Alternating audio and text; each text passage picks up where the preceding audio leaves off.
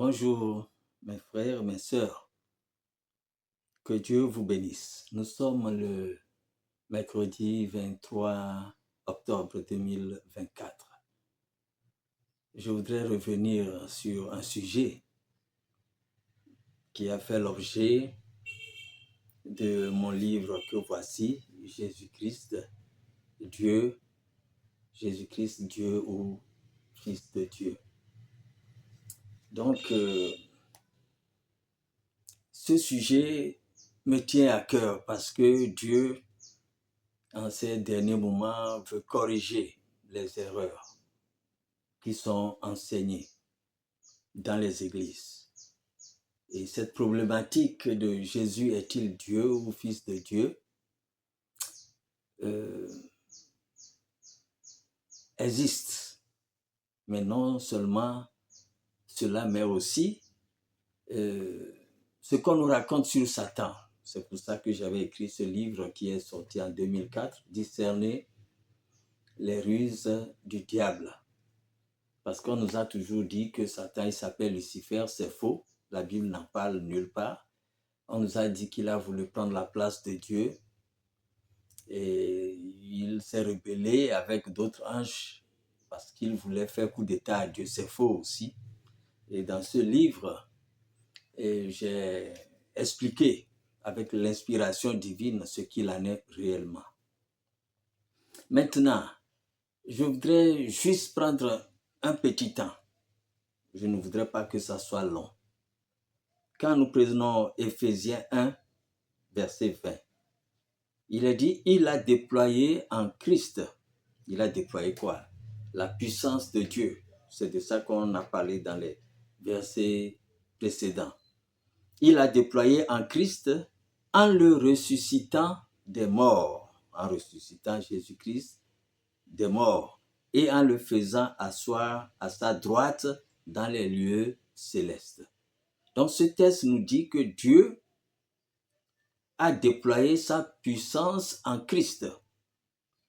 Aussi, ce texte nous dit que c'est Dieu qui a ressuscité Jésus d'entre les morts. Ce texte ne nous dit pas que Jésus s'est ressuscité lui-même. Et beaucoup d'autres passages le disent aussi, que c'est Dieu qui a ressuscité notre Seigneur Jésus-Christ d'entre les morts. Maintenant, Dieu l'a fait asseoir à sa droite dans les lieux célestes. Et il y a beaucoup d'autres versets, je vais lire quelques-uns seulement. Hébreux 10, verset 12. Lui, après avoir offert un seul sacrifice pour les péchés, s'est assis pour toujours à la droite de Dieu. Maintenant, permettez-moi de lire aussi un évangile, l'évangile de Luc 22, verset 69. Là, il est dit, désormais le Fils de l'homme sera assis à la droite de la puissance de Dieu. Le Fils de l'homme sera assis à la droite de la puissance de Dieu. Alors, mes amis, voilà Jésus-Christ dont il nous est dit qu'il est assis à la droite de Dieu. Donc, je prends ma droite, par exemple, si je symbolise Dieu, excusez-moi de le dire ainsi, à ma droite, donc ça veut dire qu'il y a le Seigneur Jésus-Christ. Il est assis à la droite du Père. Maintenant, si Jésus est à la droite du Père, déjà ça veut dire qu'il y a deux personnes, deux entités, nettes, claires et nettes. Alors, voyez Jésus à la droite. Maintenant, si vous dites que Jésus est Dieu, maintenant, celui qui est à la droite, il est Dieu. Et celui qui est à la gauche de notre Seigneur Jésus-Christ. Parce que si Jésus est à la droite de Dieu, ça veut dire que Dieu est à la gauche de notre Seigneur Jésus-Christ. Maintenant, celui qui est à la gauche, lui, il est qui? Or, nous savons qu'il y a un seul Dieu, il n'y a pas deux dieux. Dieu même, quand il parlait aux enfants d'Israël, il dit, écoute Israël, le Seigneur, votre Dieu, il est l'unique Seigneur. Il est l'unique Seigneur. Il n'y en a pas deux.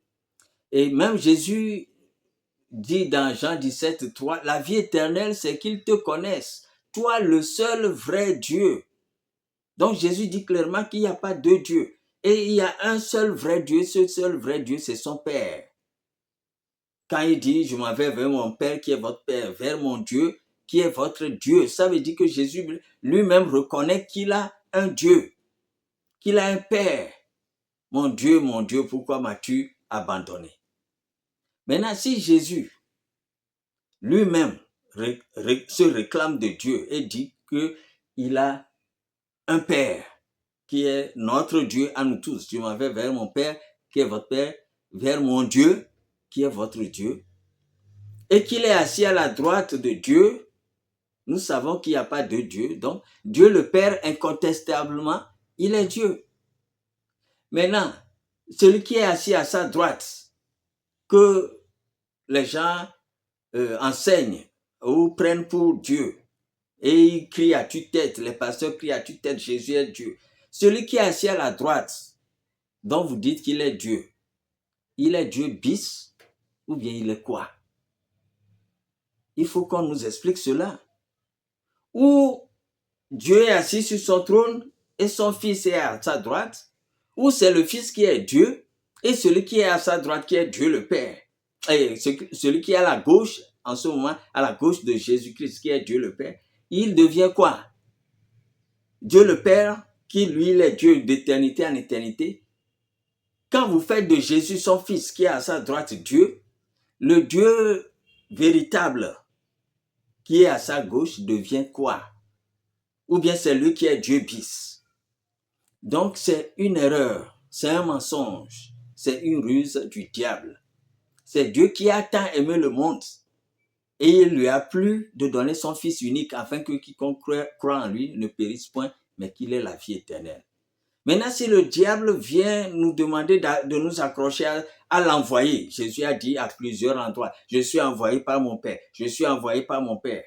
Si le diable nous demande de nous accrocher à l'envoyé, celui-là même qui dit qu'il est le chemin, il ne dit pas qu'il est la finalité. Nul ne va au Père que par moi. Maintenant, Jésus vous demande, le diable demande aux hommes, dans le but de ne pas reconnaître le Dieu véritable, de s'accrocher au Fils qui est le médiateur, l'avocat, celui qui intercède auprès du Père, de l'attraper, de dire, c'est toi notre Dieu. C'est une erreur. Parce que Jean 17, toi, la vie éternelle, c'est qu'ils te connaissent, toi, le seul vrai Dieu. Maintenant, parlant de lui-même, Jésus est celui que tu as envoyé, Jésus-Christ. Il parle de lui-même maintenant. Et il dit qu'il est envoyé par son Père.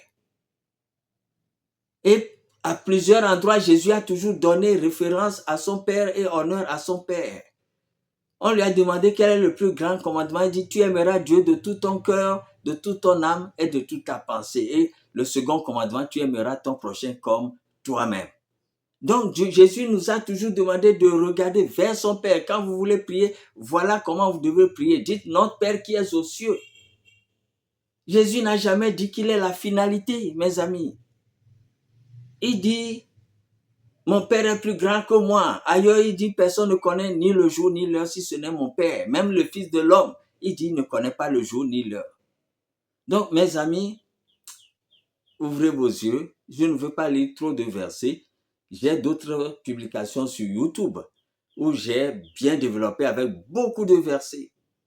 S'il vous plaît, sortez de cette confusion. Jésus ne dit pas qu'il est la finalité. S'il dit qu'il est avocat, c'est parce qu'il y a un grand juge. Même si la parole dit que tout pouvoir lui a été donné. Et Jésus même le dit, tout pouvoir m'a été donné dans le ciel et sur la terre. Et Jésus en retour nous dit, je vous donne le pouvoir de chasser les démons, de guérir les malades, etc. Il ne dit pas qu'il est lui-même auteur du pouvoir. Il dit, tout pouvoir m'a été donné. Lui a été donné par qui? Par son Père. Donc, comprenons les choses simplement. Il y a un Dieu créateur. Il lui a plu d'engendrer un fils, auquel des anges a-t-il une fois dit, tu es mon fils, je t'ai engendré. Et Jésus aussi reconnaît qu'il a un Père. C'est pourquoi tout le temps, il lève les yeux vers le ciel. Il dit, mon Père, je sais que tu m'exauces toujours. mais afin que ton nom soit honoré. Donc, il a toujours fait référence à son Père et quand il lève la tête, c'est pour s'adresser à son Père. Et le Père aussi, sa voix a retenti, celui-ci est mon fils bien-aimé. Et la parole dit quel est le témoignage qu'on doit recevoir. C'est le témoignage de Dieu qui est le plus grand témoignage et c'est son témoignage qui rend témoignage sur son Fils, nous dit la parole. Celui qui nie le Fils de Dieu, il nie aussi le Père. Mes amis, je voudrais m'arrêter ici pour dire à tout le monde chrétien qu'on vous a trompé. Si les jours d'indépendance, les fêtes d'indépendance, on dit que le président est assis et dans son fauteuil présidentiel et à sa droite, son premier ministre est là. Le premier ministre, qui lui donne le pouvoir d'être premier ministre? C'est le président qui nomme le premier ministre et qui lui donne le pouvoir de gouverner en tant que chef du gouvernement. De la même manière, c'est Dieu qui donne le pouvoir à notre Seigneur Jésus-Christ d'être chef du gouvernement. Et donc, dans mon livre, La bonne gouvernance vient de Dieu, qui a été édité en Côte d'Ivoire, que j'ai dédicacé en 2000 à l'hôtel communal de Cocody, j'ai précisé les différents ministères et j'ai présenté Jésus-Christ comme le premier ministre. Il y a différents ministères, le ministère de la Santé, le ministère de l'Information, par exemple, Gabriel, il fait partie du ministère de l'Information. Michel, l'archange Michel fait partie du ministère de la Défense, parce que Dieu aussi a une armée. Et j'ai parlé du Parlement du Royaume des Cieux, constitué de 7000 provenant de chaque tribu. Oui. Donc, je voudrais m'arrêter ici pour dire que s'il y a une fête de l'indépendance et un chef d'État est assis dans son fauteuil présidentiel et à sa droite, le premier ministre est à sa droite, de grâce, n'enseignez pas aux gens que le premier ministre, c'est en même temps, lui encore, le président. Oui, c'est ça la confusion. C'est-à-dire qu'on prend le premier ministre, on va enseigner aux gens que c'est lui le président. Non. Donc, c'est comme le président envoie le premier ministre au nord d'un pays. Si je prends le Togo, au nord du Togo, par exemple, à Dapaon, que les autres villes ne soient pas jalouses, j'ai juste donné un exemple. Alors, excusez-moi, quand le premier ministre va arriver là-bas, les préfets qui sont les représentants, tout comme les pasteurs sont les représentants, les préfets vont commencer par dire aux populations que le premier ministre, c'est lui qui est le président. Non, il y a erreur. Le premier ministre est envoyé par le président. Jésus dit qu'il est envoyé. Il y a peut-être plus de 40 fois où Jésus a dit dans le Nouveau Testament qu'il est envoyé par son Père. Donc, si les préfets enseignent que le premier ministre qui vient d'arriver, c'est lui le président, c'est une erreur. On peut admettre cela pour les enfants de la maternelle, mais si des chrétiens veulent être des docteurs, ils veulent avoir la statue de docteur et non des nouveaux-nés qui ont besoin du lait, il y a nécessité qu'on connaisse qui est Dieu. C'est le révérend Georges David Ada. Je m'arrête là. Dieu vous bénisse. Shalom.